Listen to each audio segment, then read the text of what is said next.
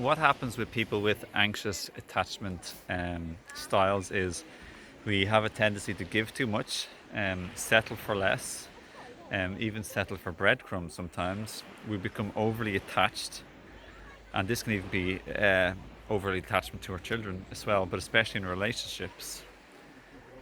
Um, we tend to give first, to overextend. We don't necessarily think, are we receiving the same back? Are people putting in as much effort? Are we always the one reaching out first?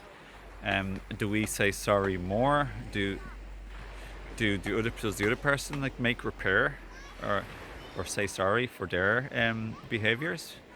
People with anxious attachment have a tendency to sort of the energies of sort of sucking up to and clinging energies, neediness, insecure or vulnerable, and we don't know how to let go when the time is right to let go, which softens at the beginning.